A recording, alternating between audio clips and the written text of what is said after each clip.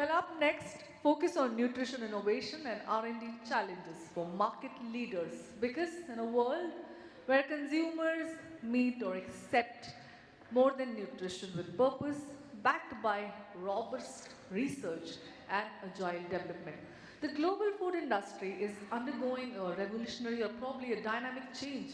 Consumers are increasingly becoming more and more health conscious. Regulations are tightening, of course. Sustainability demands are rising. Technological aspect or probably breakthroughs are rewriting the rules of what food means. Academic reviews highlight that, for example, the role of processing in nutrition outcome still has a large knowledge gaps. Well, for market leaders like all of you out here, the challenge is not simply launching the new products. It is leading with innovation, backing with navigating complexity and building trust. For market leaders, the question is just not that why will you innovate? It will be like, how will you innovate with credibility, keeping in mind the speed and the strategic foresight? Well, you lead with conviction, supported by robust R&D, clear communication and operational excellence.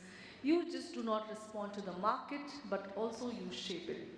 So let's hear it from our fabulous panel out here, their key insight and perspective.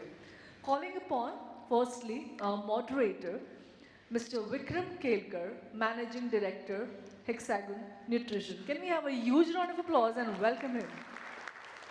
Mr. Kelkar, I'll request you to please be seated through the center stage. Yeah. Thank you once again for joining in, sir. I'd like to call our fabulous and expertise panel. Well, key industry leaders have taken time out and we are here discussing one of the most significant topic, food nutrition, R&D challenges for market leaders. First and foremost, I'd like to call upon Kumar Tarun, Head Quality, R&D and Regulatory, Bisleri International. Can we welcome him with a huge round of applause, ladies and gentlemen? Up next is Mr. Pratap Kumar, Global Head R&D, Parle Biscuits. Can we have a huge round of applause? Once again, thank you so much.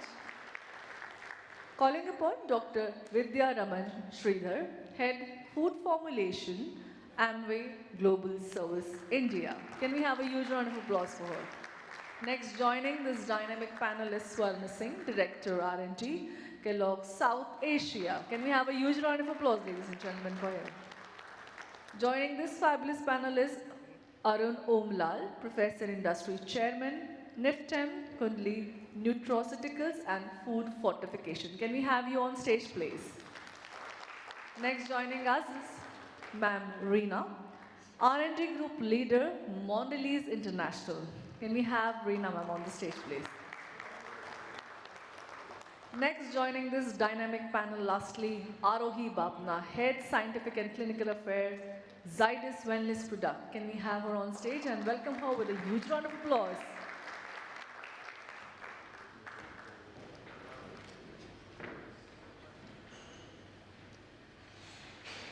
Well, before we, I think, grab this entirely significant topic, let's welcome them with a huge round of applause and let's maintain the zeal and the enthusiasm and let's look out for a very, very important topic. Thank you. Good evening, all of you.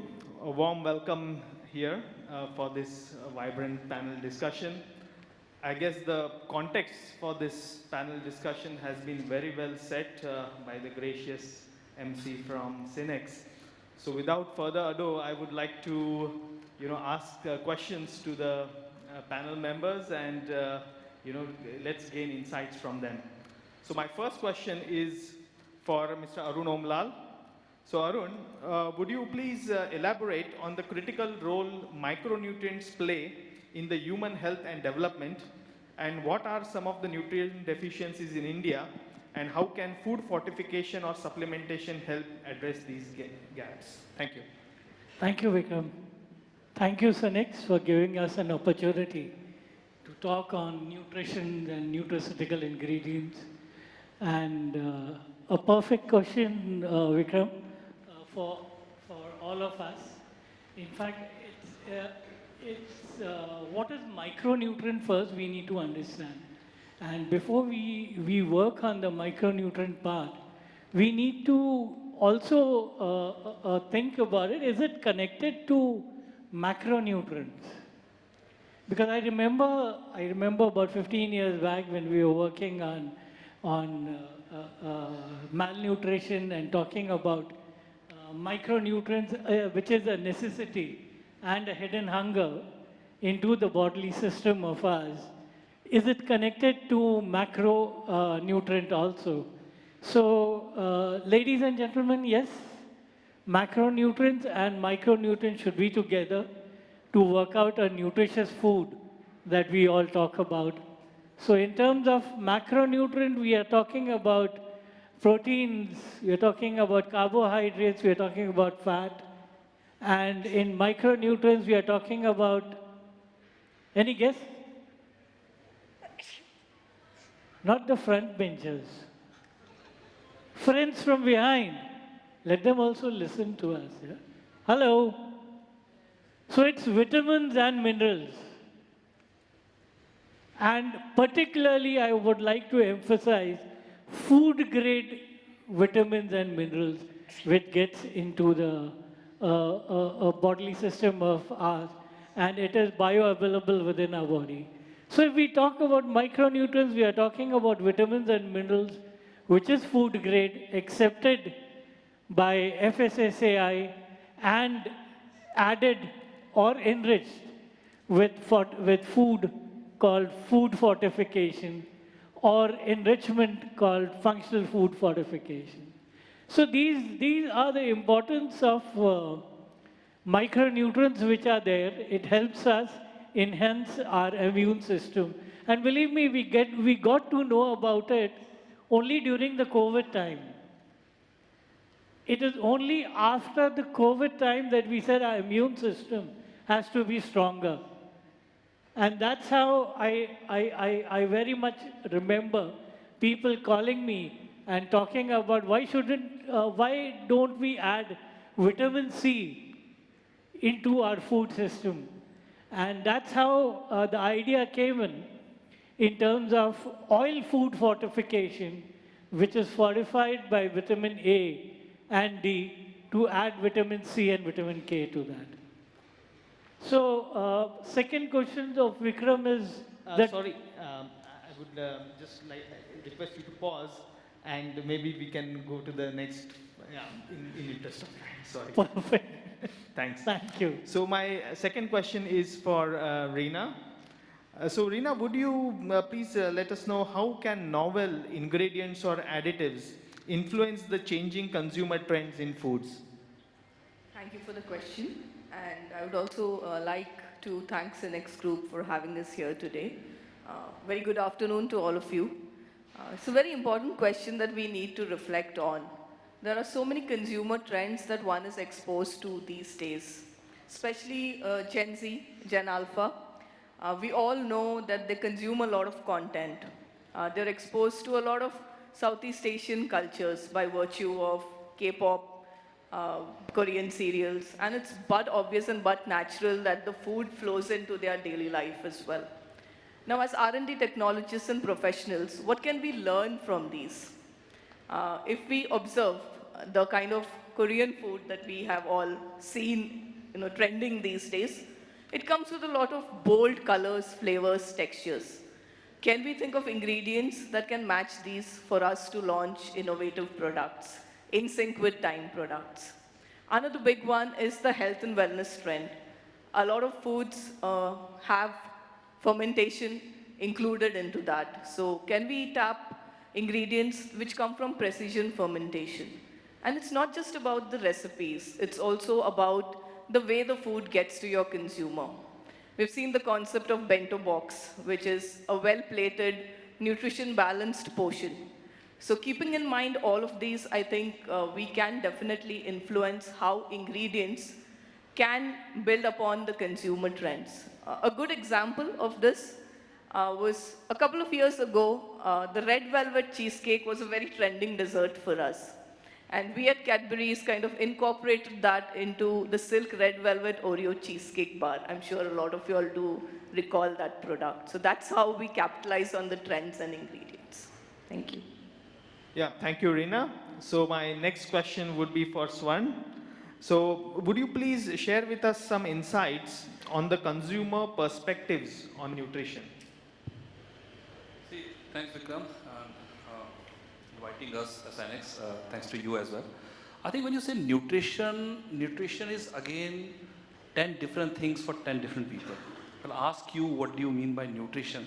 Some of you will say it's about calories, some will say about gut health, some will talk about is stress management, you know, immunity and things like that. So nutrition is about perception as much as it is about science. For us in Kellogg, this matters a lot because our company has started on a strong foundation. Our founder, W.K. Kellogg, he started because he has a strong belief in nutrition and well-being of the society. So we live nutrition in every way it's possible, either in communication and through our product as well.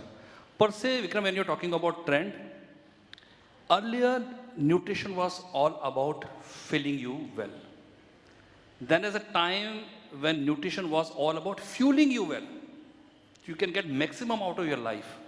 Now, and I think going forward for some time, the trend will be how nutrition make you feel. Earlier, people used to count calories. If you remember, earlier the conversation was how many calories have you consumed? What percentage of RDA you are having? What gram of protein you had? All numbers. But now the conversation is happening. People are asking, is it making me feel light? Can I have energy for the entire day? Can I focus on my work? I want that kind of nutrition. So it's changing a lot from that point of view for sure. And we know in India, a lot of malnutrition, nutrition-related issue. We are second biggest seed-deprived country. Iron and all deficiencies are known. I don't want to go in detail of that. But the point is why, despite of knowing all this trend, why nutrition is not sticking in India? And we did some great work to understand the deep insight, what is underneath. And what we realized, despite of knowing everything, we are not able to make nutrition stick because science is not talking to the culture of the country. The finer nuances the country, culture, food habits are having. So just giving one example. So Indian over a period of time has developed this habit of combination. We believe as Indian then one food is not enough. One grain is not enough. We need to have multiplicity in that. We consume rice with dal. We consume sabji with roti. We consume curd with millet. So there is a way you manage nutrition of everything and this combination give you best output. Once we understood this insight, we start putting our product forward in the market. And 2-3 changes, big changes that we have made in our product formulation, like Chocos. We are the market leader in breakfast cereal. We have around 70% market share in categories like corn. We have 80% market share. Chocos, which was from last 30 years, single grain product, only wheat-based product. We have transformed that to a multi-grain product. Now this is having rice, wheat, corn, and jowar millet going into that. High fiber, high protein, 9 vitamins and minerals. I think that's the way we have added multiple things into that. Corn, which was always a single grain, we have made it multi-grain. 5 grains going into the corn, giving best of the nutrition coming from the simple corn. So I think the way we are looking at it, people want maximum in their nutrition. They want in simplistic way. Sometimes micronutrients confuses people. But I think we have to make sure that they always believe on the grain they have grown with, consuming from the childhood. And micronutrient need to just play a layer on the top of it. What all we have lost in the process, because there are variation in the grains. How can we make up for those using the micronutrients? So this is big trend that I'm seeing. Clearly being very simple, focusing on grain and known ingredient, and topping up with the right nutrient to make a balance on that. Yeah. Thank you very much, Swan. My next question is for Arohi. With continuously evolving consumer expectations around health and wellness, how should research and development strategies translate insights into innovative and future-ready products? Thank you for this question. And I think from a consumer landscape, the need is evolving over the period of time. Within 5 years, we've seen how, when COVID hit, there was a boost of vitamin C rich products. Everybody was talking of immunity. And then there was, of course, protein talk, and then the keto products came in, and now recently the entire piece is around GLP and how do we support GLP nutrition and things like that.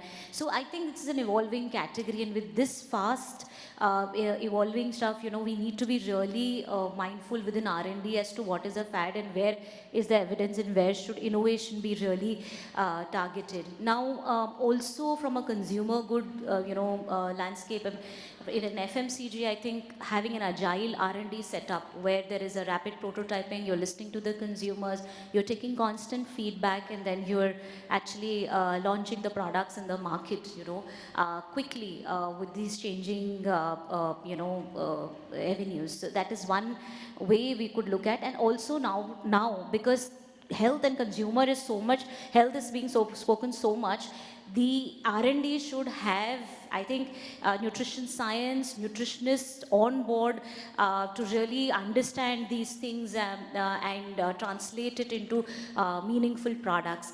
And lastly, I think digitalization is another important area where we could really do, very simple example that we do is before we run into clinical trials, we have system biology or we look into precision models to be able to understand whether whatever product that we are developing with some evidence, will it really translate into any kind of health benefit or not. So there are models available which could be used to fast track innovations and to understand how and how we can evolve our formulations to deliver the health benefits.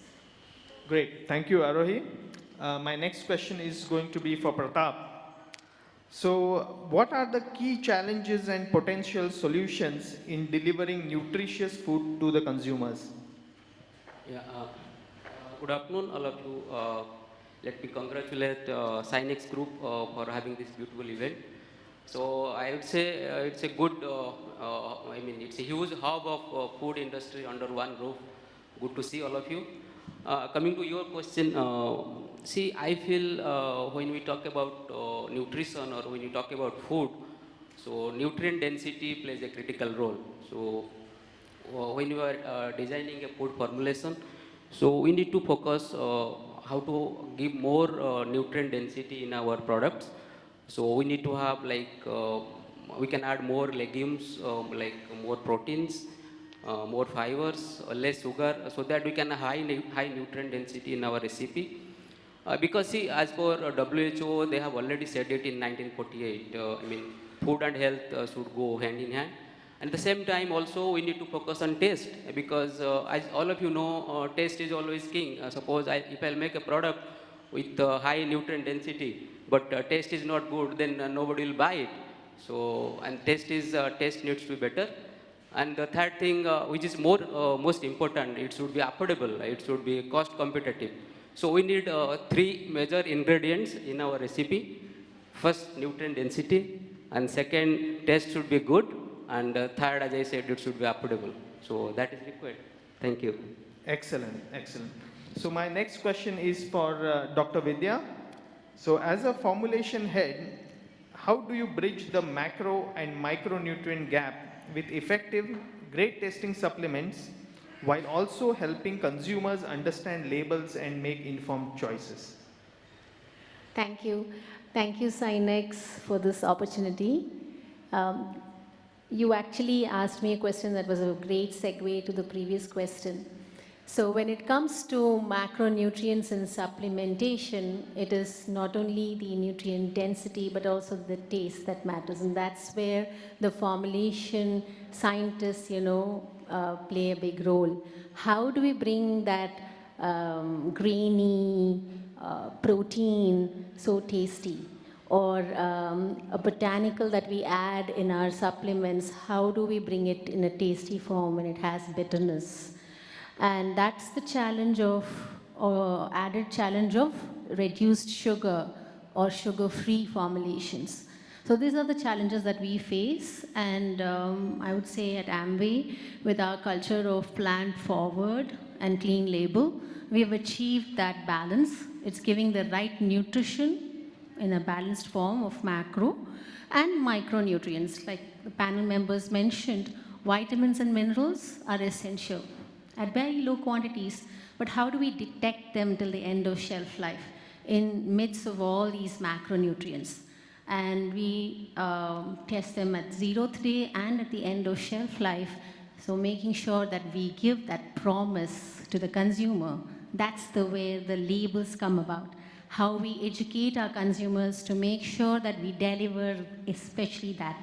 To give you an example, we were working on a DHA gummy project, and we were giving, let's say, 150 mg of DHA. Let's say one gummy was 75. We had to add overages of 100 mg. And the main part was the method to detect that in a gummy formulation. That was the challenge. And on top of that, the consumers are seeing confused labels where they have written it is added 150 mg of a 10% DHA oil. That means it's 10% of 150, but the consumers are misled. They think it's 150 mg, it's actually they're getting only 15 mg. So that kind of education is what we do at Amway. We keep our labels simple. We write 150 mg of omega-3 from DHA oil. We don't say 150 mg of what, it is 150 mg of omega-3. So that is how transparent consumers are very vigilant. Social media is coming up. So that's where we struggle. We make sure that that gummy tastes good in a sugar-free version. That's where the formulation scientists come about. Very well said, Dr. Vidya. My next question is for Kumar. So, how is the definition of nutrition evolving within the food industry? Thanks for asking this. Thanks, Sinex, for inviting for the panel discussion. So when we talk about nutrition, let's think about what was happening earlier in the food industry. Majorly, the food industry was filled with sugar, fat, you have confectionery, you have bakery products, right? It was more towards the fulfillment of energy. After that, the time has come when we were talking about proteins, essential fatty acids, in proteins also essential amino acids. And then we start from there, and Dr. Swan was sharing that, and our meal used to be in combi ingredient or combi in terms of rice with dal and vegetables, multiple mixes, which will give me the overall food nutritional benefit. Later on, with that, fiber has come, and with fiber primitive from primitive time, the curd was there. If you see, every household was having the curd. They were making the curd in home, and nowadays, if anyone is here who is making curd at home, probably no one. Everyone is buying curd. So things are changing for the food industry, and now with these basic ingredients, which is protein, vitamins, fats, right? Now the time has come when we are talking about bacteriological impact, which we are talking about prebiotic and probiotic food, right? And a lot of innovation happening. So overall Ayurveda, if you see, Ayurveda is about the phytochemicals, all the herbs, which is not yet well defined itself. What is available in Ayurveda, people used to take that. Now food industry is slowly adopting the phytochemicals. So the journey has started from the energy, going towards the protein, vitamins, basic nutrition requirement. Now it is moving towards the personalized nutrition requirement. For a person who's basis on his gene, gender, his requirements, the industry is coming towards that. He's talking about Kellogg's. Kellogg is for is giving multiple in terms of grains, which is having the benefit of different kind of amino acids, basically, right? Which is giving the more beneficial for the health requirement. Now if you see Ayurveda, you will get everything. But people aware, the consumer awareness is not there for the Ayurveda. What exactly they are eating, right?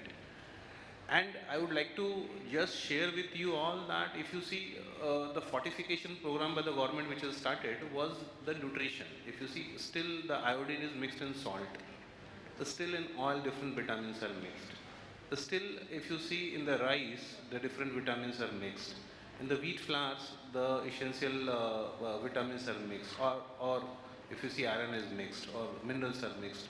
So this is how the journey has shaped up over a period of time. It has further to shape up a lot, which will take time. Thanks. Very well said, Kumar. And I'm pleased to share that we have successfully, finished one round of questions from all the panelists. And thanks for being on time, and the discipline is much appreciated. So we have time to go for a second round of question now. And my question is for Arun again. So how can academia industry partnerships, or more broadly, public-private collaborations contribute to consumer education and awareness about nutrition? Thank you, Vikram, for this question. This particular thing is very close to me. When we talk about public-private collaboration, probably I would like to add on one more factor and call it 4 Ps, which is public, private, and people collaboration. Because unless and until the human resource and people are added to it, the private and public collaboration does not move forward. So once having the 4 Ps together, what benefits is basically each component is complementing each other. The private sector, the public sector, be it government, be it development partners, or be it institutions, and the people who are there within these sectors and working towards the betterment and the growth of Indian economy. So the private, public, and people collaboration is what we are looking at.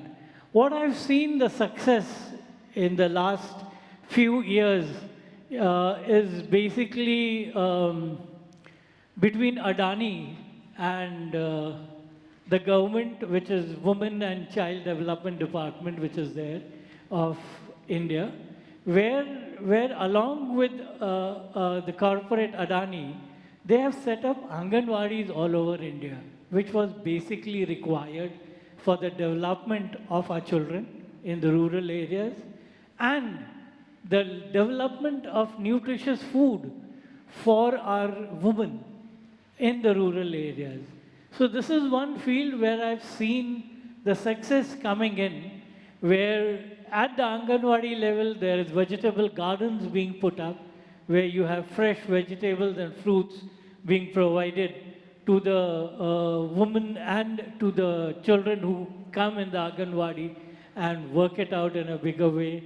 The better infrastructure with regard to schools which are set up.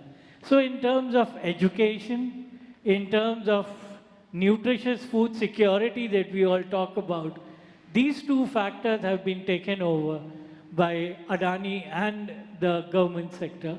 The second thing which I would like to talk about, which I collaborate everywhere, is between the industry and the institutions, which we all work towards the research and development of product lines and the growth in terms of new product development and increasing the GDP of our economy.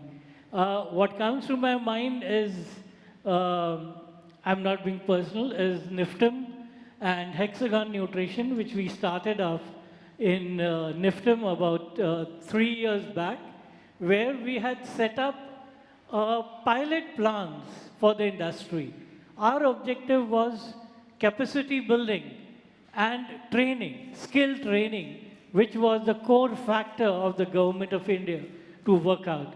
So we had set up pilot plants, we had set up the incubation centers through which R&D, research and development was working out, and the industry benefited out of it, the institution benefited out of it, and the human resource, which I'm talking about, did wonderfully well with the economy growing. There are few products which we have developed jointly, which is creating a lot of hub in the nutrition sector, and I would appeal to the industry to come forward for such collaborations, which can be useful for everybody. Thank you, Vikram. Well said, Arun. Thank you. So my next question is for Reena again.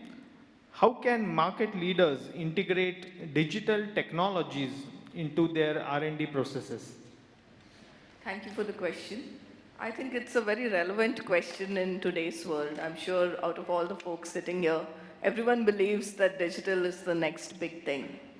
For market leaders, the way to integrate digital is very strategically, I would say, to enhance efficiency, transparency, and also to fasten the R&D development cycle. One caveat here is the philosophy of garbage in is equal to garbage out. We as an industry are very good at collecting data, but even within companies, it's not synced properly. Everyone has their own formats, their own Excels, their own tableaus to capture this data, which is one of the foremost challenges we face in applying digital systems. So it's the base of the pyramid that we all need to work on to get to capture our R&D data in a good format so that we can employ these digital models which can help us to enhance our R&D development. A good case would be predictive modeling to reduce the design of experiments for a particular trial that you are doing, provided you have your base data ready. You can then apply this for screening through colors or flavor formulations and arrive at the right niche recipe that you want. As is in today's format, digital helps a lot in doing social listening, in picking out keywords, in finding and pinpointing certain trends. So I think as time progresses, R&D can definitely incorporate more and more digital into the final aspects of things. Thank you, Reena. So next question for Swan. So according to you, what are the emerging nutrient trends? If you can just give some brief insight of which are the nutrients which are trending. So nutrient I'll come to. So the point is, how you're identifying the trend. This trend, because there are a lot of surveys which gives, and there's another group of people, we call influencer or de-influencer. They keep on predicting trend. This is, if you're not consuming this, you're missing something in life kind of thing. So I think the point, going back again, if you look at the broad understanding of trend, and the broad trend will remain the same because the human science have remained the same. There are some of the new molecules and new things which is also trending purely from consumer point of view, from the industry point of view, serving to the consumer directly. I'm seeing that redefining the role of macros, which is happening largely in terms of trend. Protein is a big trend for sure. But the role of protein from muscle building, high protein to right protein. It's a plant-based, good digestibility. Our surveys are indicating moms are worried, I don't want to feed too much protein to my kid because too much of everything is bad. So how you balance it out and bring it to the right level. Fiber was always in trend, but it has gone beyond digestibility. It is not talking about, heart health, gut health, immunity and things like that. So new kind of fibers which is there and people are leveraging on that. In terms of micronutrient, Vikram, to be precise to your point, iron, vitamin B, magnesium, these are absolutely in trend. And the role is going just beyond calling it micronutrient, energy release, much more focus, stress management and things like that, which we are clearly seeing. Also a new wave of micronutrients which are coming up, which is your biotin, collagens and things like that. And the concept is, beauty within. How can you make sure that when you look outside, you're correct inside first from that point of view? That is also, but I think beyond that also there are new things, GLP proteins and things like that, which is also trending a lot in Europe, and I'm sure some way in some form it will find the place in India as well. Dr. T.P. Rao has spoken about a lot of bioactives, mood, support, calmness and things like this, better sleep. These are also coming in trend. So overall, I think there are 70-80% of the large, good, old macronutrients that we understand and micronutrient, but on the top of it, I think there's new science which is emerging out in some of these spaces as well. Thank you very much, Swan. So next question for Arohi again. How can we evaluate and select sugar substitutes that align with both health goals as well as consumer expectations? Thank you. And as for sugar substitutes, I think we all are getting into sugar reduction as program. Whether it is, the choice of substitute depends on what are you trying, how much are you trying to reduce, whether is it a complete sugar replacement or a partial sugar replacement or 15-20% drop in sugar in the portfolio. And the matrix in which we are replacing the sugar. So these the shelf life and the taste aspect, the flavors, I think these also govern the choice of sweeteners. Now, in terms of sugar substitutes, we have non-nutritive sweeteners and we have, of course, sugar alcohols, which are also, to some extent, do give sweetness. The choice of non-nutritive sweeteners, we have n number of sweeteners available, and I think it is very clear in terms of in which category what sweetener could be used.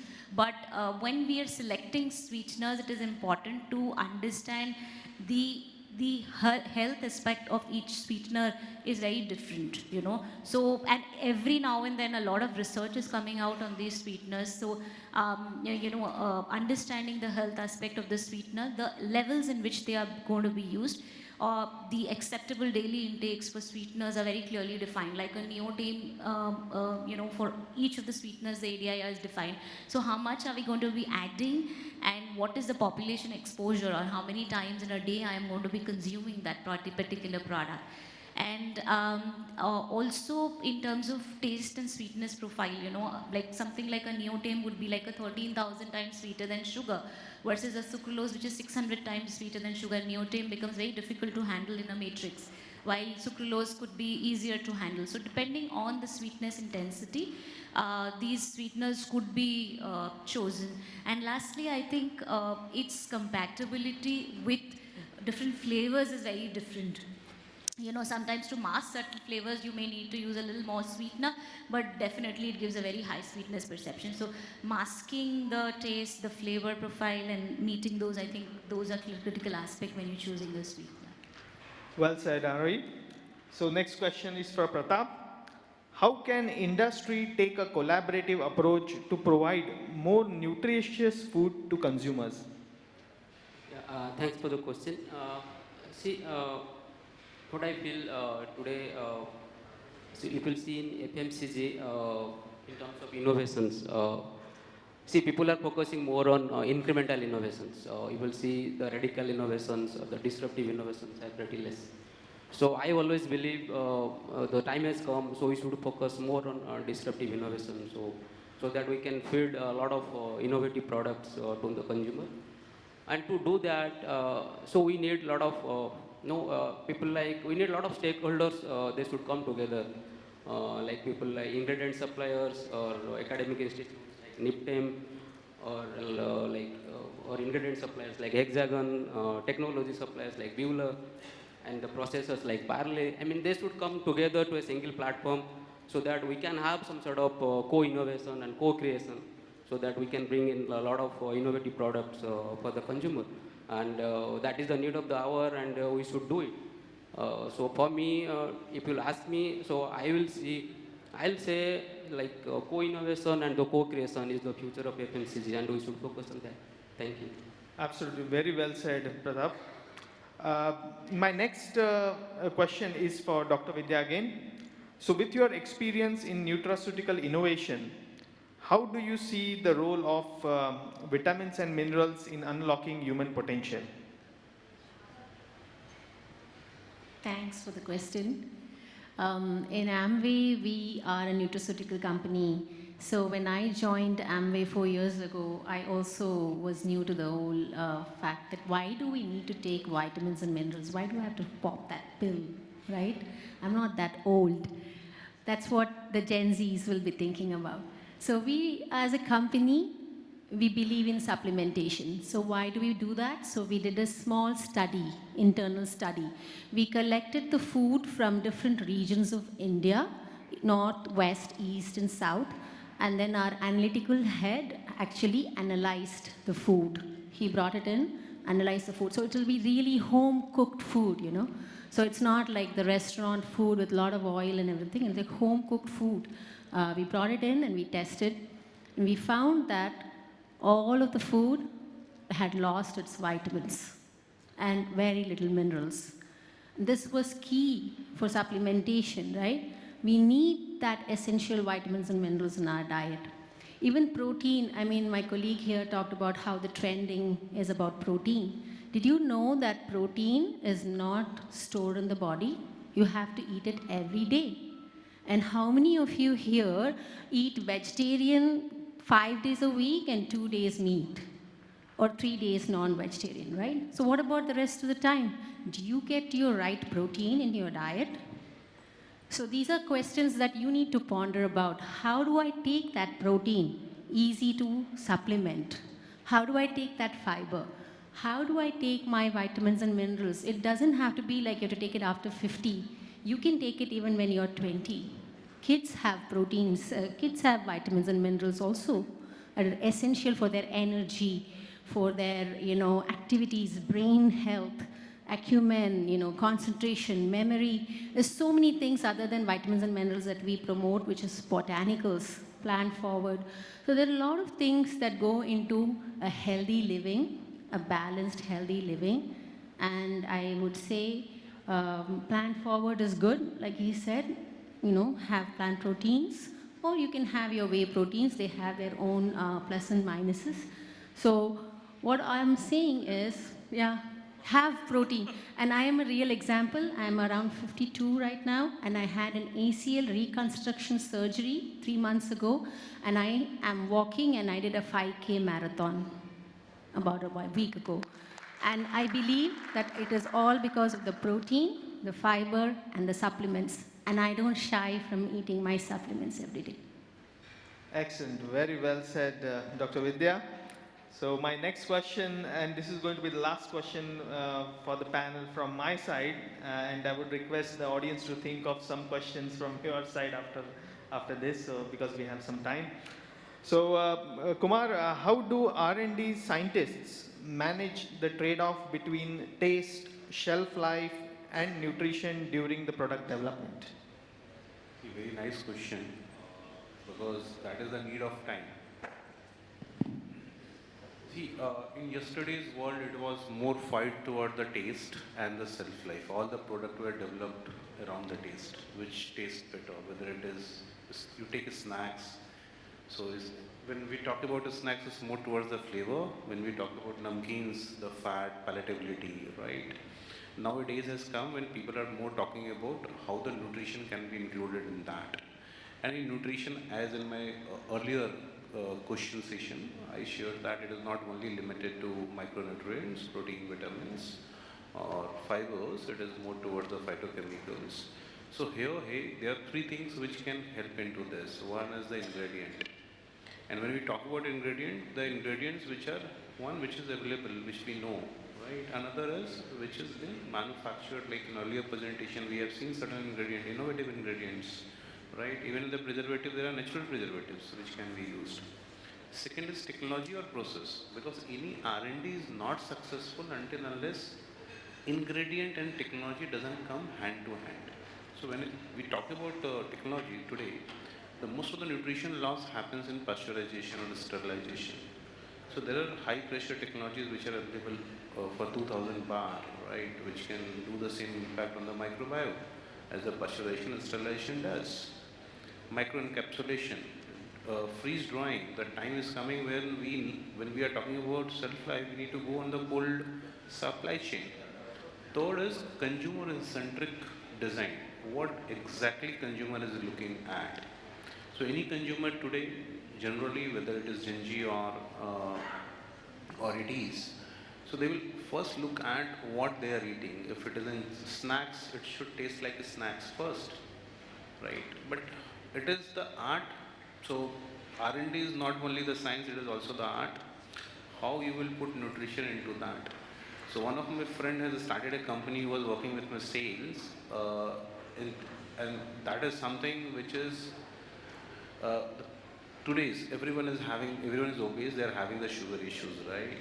So making certain biscuits, certain rusk, rusk are favorite for everyone. Making certain rusk which can help reduce the sugar level, improve the metabolism. So there are certain natural ingredients which has been used in that, which can be nuts, which can be fiber, right? Which can be some different flowers, right? And it is like moving very well in the today's world. It is more towards thinking what exactly we need to add, going out of the box and trying it. So R&D is more about trying the new things and doing a lot of pilots with different consumers. And for today, the R&D budget, when we talk about developing a product, doing the sensory test. So today, even the R&D is more towards sensory. So when we do a product with nutrition, we should also look for claims. There are very limited agencies in India who do like proving the claims, right? Today, FSA is having certain guidelines, right? Industry is doing certain things. There are certain claims mandate. It has to marry. So it is moving towards a direction. I believe it will go well in future the way we are looking towards nutrition. Thank you. Very well, Kumar. So now I would like to request, the audience to please, have any questions for the panel. Yeah, we have the lady here. I would request somebody from Cinex to please, help with the mic to be given to the audience. Or else I can do that myself as well.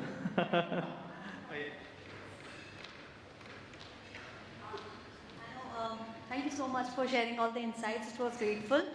But I think because you hold such great positions, it was very mandatory for me to ask this question, especially to you, as what are we doing? This is all supplements, right? This is what we have to take extra. What we are doing to the natural process of plants so that we reduce the pesticide usage, we reduce all those to reduce the cancer that's increasing day by day, to reduce all this. So those are natural intakes rather than supplements. So can these not be done to the plants rather than to the humans is my question. I don't know, but yes, if there's something that we can think about. I'll take this question. See, it's a nice question. See, I'll give you an example. Because in Parle, we make a lot of snacks. So we use a lot of peanuts in our product. So in peanut, there is a huge issues of mycotoxin and aflatoxin. But when it comes to the processors like Parle, so we see it has the contamination of mycotoxin and aflatoxin.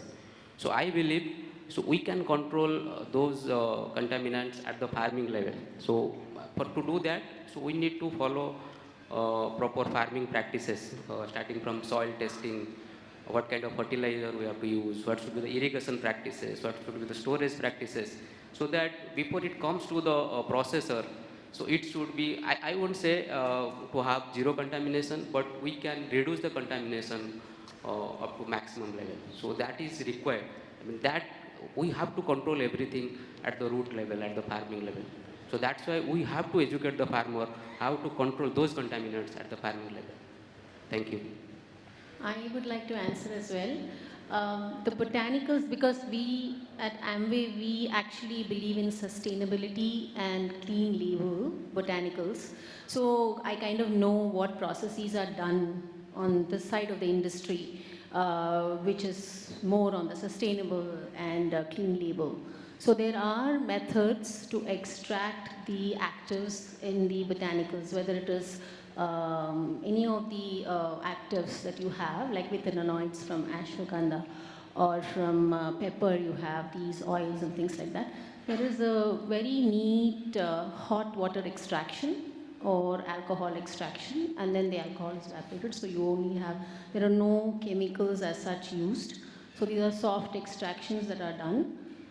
There's also methods for farming that we actually monitor. It's called NutriCert. We have a Neutralite product criteria that we use.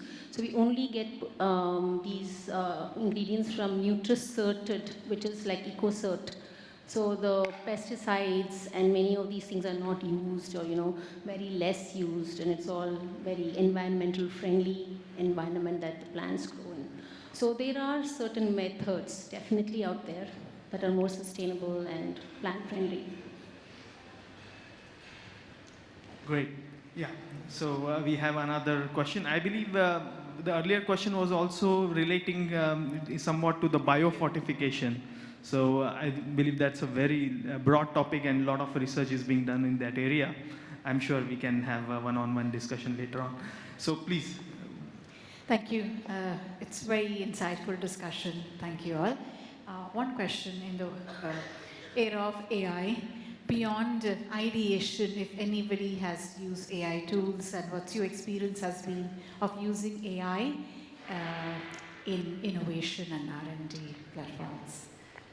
So the question is about using artificial intelligence in innovation. Innovation. Very interesting. Would any one of you like to take this?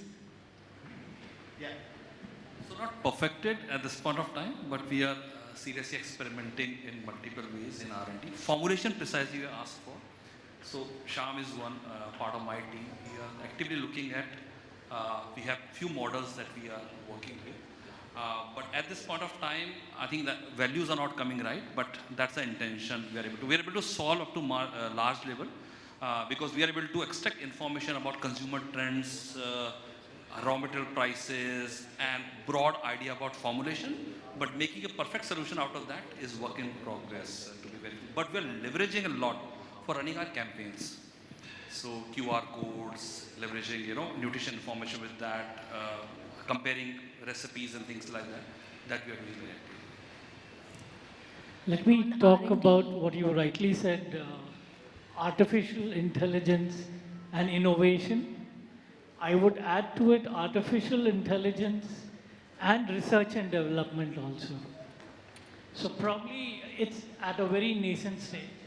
Things are working it out. Probably at IIT Delhi and NIFTM there is a center of excellency being opened up to help the industry and the students to collaborate between artificial intelligence and projects into research and development and in innovation of new product lines. But whatever limited knowledge I have, even for artificial intelligence, we need to have the right input. If the input is not right, our artificial intelligence would not come out with a new product development. So at today's stage, the data is being processed. I presume we need to give them some time. And I'm sure, at least in these institutions called IIT and NIFTM, within a year or two, things would be developed and probably they can help industry with regard to innovations and research and development of projects. Thank you. Thank you. Ma'am, you asked something about biofortification.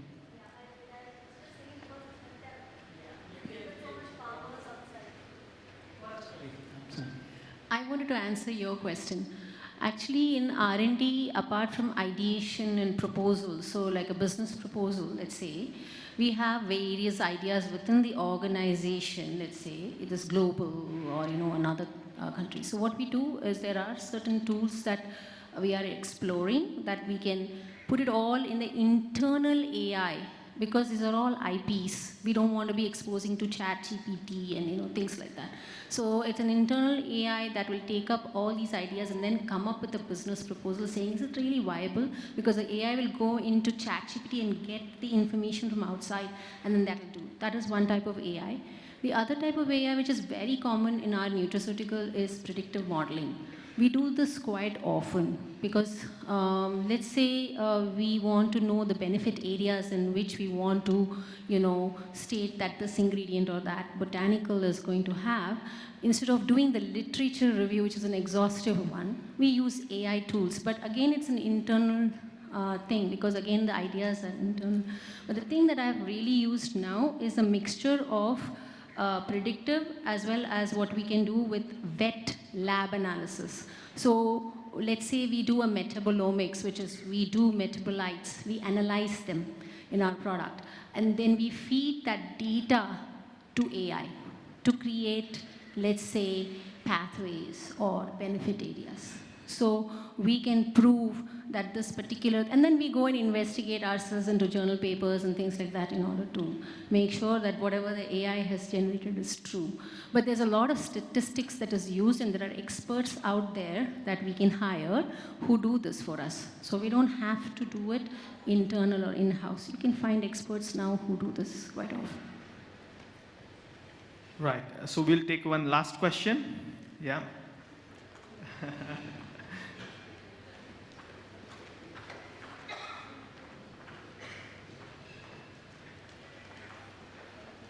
Hi, so I would like to direct this question to Mr. Swang Singh ji. So, where we see that taste is central to perception by the consumers and nutrition being as important, why are there not more options of flavors into essential products like breakfast cereals, etc., where in India specifically, whereas in neighboring countries, even Southeast Asian countries, we see that they are spoiled for choices. No, you're right. I think, see, just you understand what the category is. So I have my journey of last 25 years working from snack to chocolate to so serious. So we have to understand what the category norms is. That's why I'm going again and say that we have to we need not to design anything because I want to design. I'll design something what consumer wants. So I think I'll start from there. So this category is a habit category. Morning time, you don't want to experiment with that Korean K-pop flavor when you are on a breakfast. You are setting your day first. So I think there are certain norms. You want very comforting food, filling, nutrition, and all those things. What work very well is very nice toasted grain flavor that we have in all our muesli. You see a very subtle toasted, which remind you of baked, cooked. Fruits work very well, ingredient technique. And chocolate is ever hit with kid, So I think these are some of the flavors which goes. But beyond that, we are also in this journey where we want to offer choices as well to consumer. So we cannot be on one side on nutrition completely and not taking care, because there are certain moments you want to change your mood as well. We have a fills category, choco fills, where we have recently we launched caramel flavor, chocolate flavor. So there are options available in that. But yes, you have to make sure that, as I said, our founders' image or imagination is that we will be first nutrition, followed by taste. But yes, taste is most essential. If you're not able to deliver taste, nutrition will not go. So a right balance of these two and choices across the portfolio that you need to provide here. Thank you. Thank you. Very good question, yeah. Thank you. Yeah, one last question we'll take from the gentleman. Okay, good. I have a question, but as a father, I want to ask this question very clearly. My daughter is now 13 years of age, okay? Now, I can clearly see that she is having an addiction of many foods. She will not opt for the nutritional food at all. She will only opt for the food which has been projected on the televisions and everywhere it is there. So should there be any law wherein these type of foods which are addictive in nature should be prohibited for advertisements? That's the question. Yeah, a very common problem in all households related to children being attracted to unhealthy foods. But I believe we have got a great set of panel who can share some insights. There are regulations for clean, but you can't stop someone for advertising. So if, see, this is all about the parenting. One side is the parenting, the responsibility, what kids should eat. Beyond certain extent, you can't control kids. The only thing you should supplement. So if you see many of the food product from many of the nutrition comes as a supplement, and hence that should be added to food.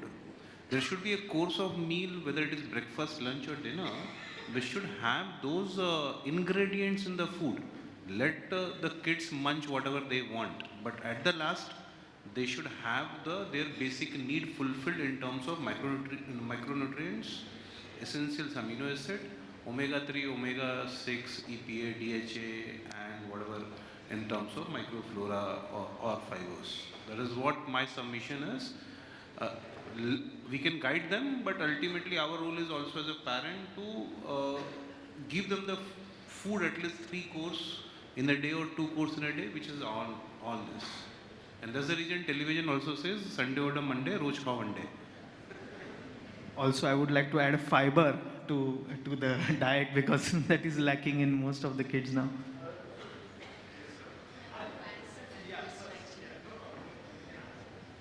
Some of the questions that you said are more on the ad, right?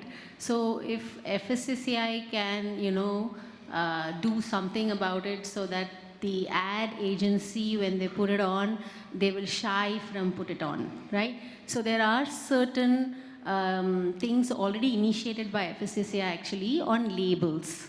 What they've done is something like the red, orange, and green labels that they have initiated already. And they've also got rich food index, that is NRF score, for having high fat or high sugar, then you have a very low score. If you have high protein, high fiber, you have a high score. So there are these things already implemented in Singapore and many other countries, US, England, Europe. So FSCCI is looking at all of these. Probably they'll come up maybe in 2027, I don't know. So maybe those will be things also that will make the ad agencies not advertise these high sugar or high fat products. That's just an idea. Just want to build on what they said, and I'm responding you as a father. Okay, I also have my 17-year-old son, and keep on munching all day. So I also struggle with the same thing. See, as our knowledge about food is improving, you might have seen that ad that come to you. You might have seen kind of program you see. Is this changing? The feed that you look at is changing. I think that's going to be much and much sharper tomorrow. So be prepared for that.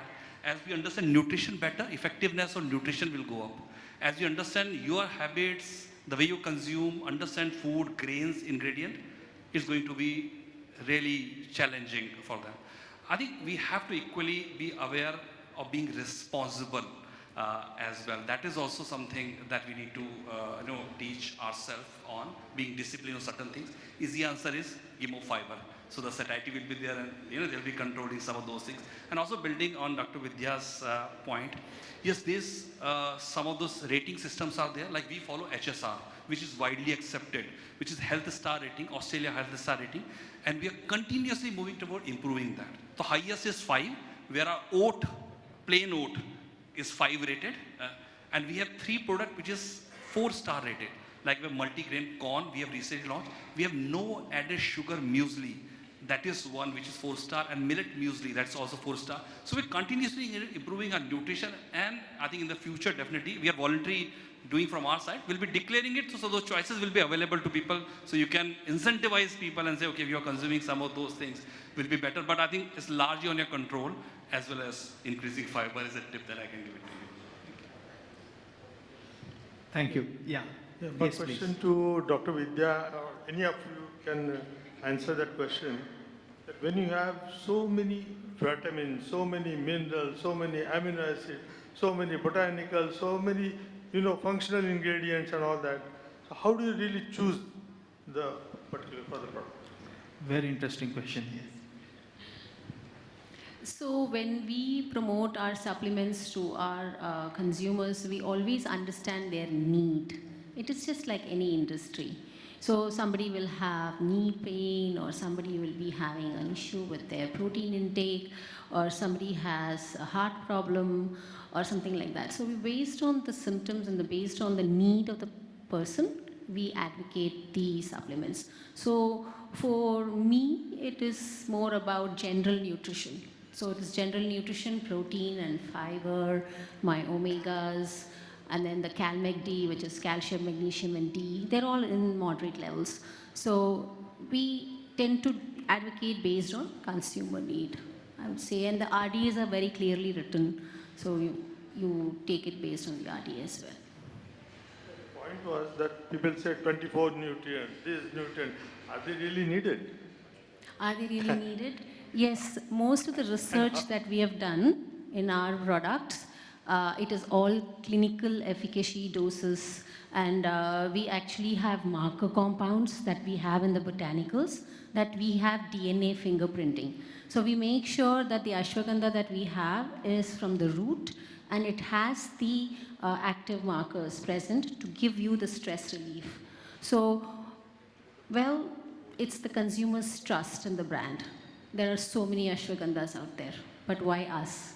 So that's where we differentiate ourselves. And the need, yes, if you ask me, after being in Amway for 4 years, for the past 2 years, in my box, I will have all the supplements, tulasi, garlic, you name it, and I will have it. And one tulasi is 100 and some 6 green tulasi leaves in one pill. Where will I get, who else will have that opportunity to eat that for immunity? So I take it. So it's all a choice. Thank you. So I think before going where you want to go, what you want to, supplement for, you should know from where you're starting. So it's always advisable to understand, because everyone has this unique profile. I might be deficient of certain things. So first I need to understand where do I stand. And I think that will give a very good picture to you where, what all is missing. But there is general rule of thumb that we have. So we need not to take everything. If you go in sun, you are in this tropical environment, vitamin D will be less likely to be deficient. If you are inside all the time, you are taking vegetarian diet, protein might be one. So I think that ways there are some rule of thumb also available. You can look at your food habits and your habits accordingly. You can pick it up. But a broad assessment and analysis might give you a direction on where you go. B vitamins are for energy, so I can take my B vitamins. And my kids, to tell you the truth in this entire thing, my kids, my husband, they don't take Amway nutraceuticals, but I do because I believe in it. So am I here to convince them? Maybe not. Maybe one day they will realize it themselves with social media presence or for influencers or whoever it is. They might start consuming it. But for me, that has already started in my journey. And I am energetic and I do what I do because of what I do. Good afternoon, ma'am. Yeah, but that we will advise. I mean, there are people in our team who will advise as to what they need to take. Yeah, that is why we are here. Sir, to your question, if you go to any Ayurvedic website today, the companies who are manufacturing, they have the doctors for free consultations. So you need to call their toll-free number and they will give the proper response on the kind of remedies needed and kind of medication needed. All right, thank you very much. In the interest of time, I would like to close this panel.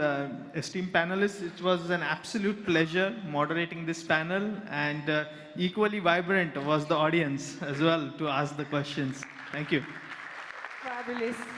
We actually saw a lot of questions coming in, and actually that's also a depiction that this was a very informative and a very significant topic that we wanted to discuss. Thank you. Can we have a huge round of applause, everybody?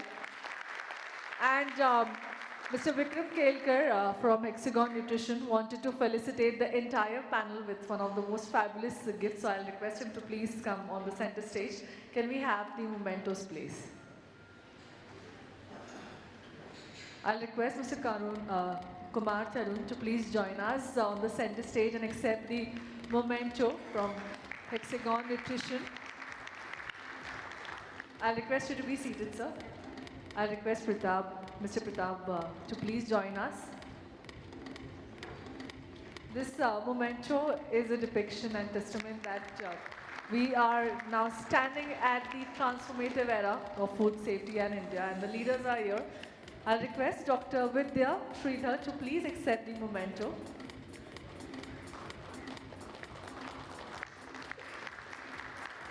I'll request Swarna Singh to please join us ahead to accept the memento.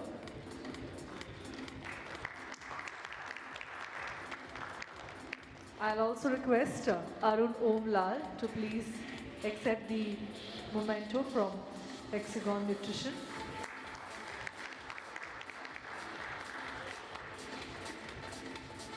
I'll request Ms. Neena to please accept the memento.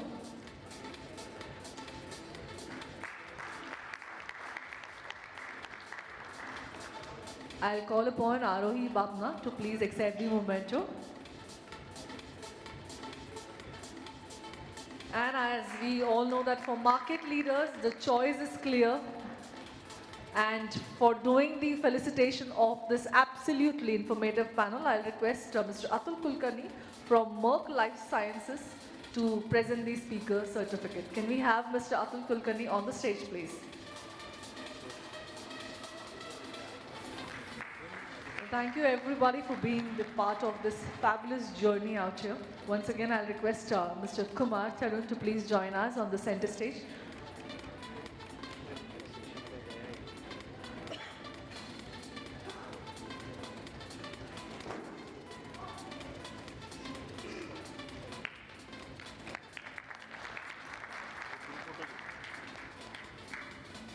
I'll request Mr. Pratap to kindly join us on the center stage. Sir, I'll request you to please be here. We have to felicit the entire family. Yeah. I'll request Pratap sir to please accept the memento. Thank you once again. Great insights. I think we could have continued more question and answers, but yes, we are crucial on time. I'll request Dr. Vidya Sridhar to please accept the speaker certificate. Thank you, ma'am. Once again, a very valuable insights from you. Can we have a huge round of applause? Well, it's high time we stop responding to change but start driving in, and that's what we learn from our speakers out here. I'll request Swarna Singh to please accept the memento.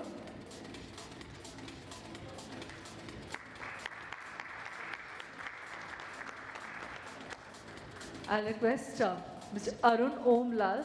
Thank you once again for your great insight and perspective.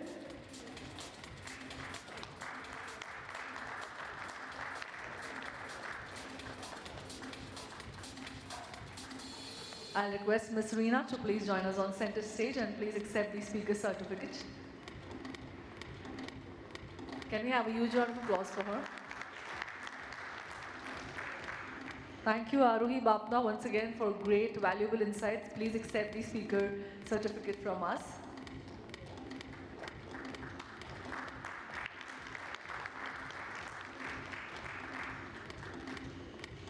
And the way he has crafted this entire conversation very intellectually, I'll call upon Mr. Vikram Kelkar. Please accept the speaker certificate. Can we have a huge round of applause, ladies and gentlemen?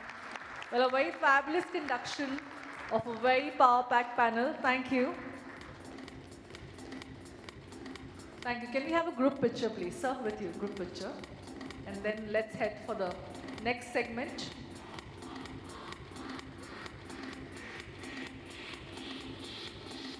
Well, ladies and gentlemen, let's step forward with the clarity, encouragement, and commitment to build a food safety ecosystem in India.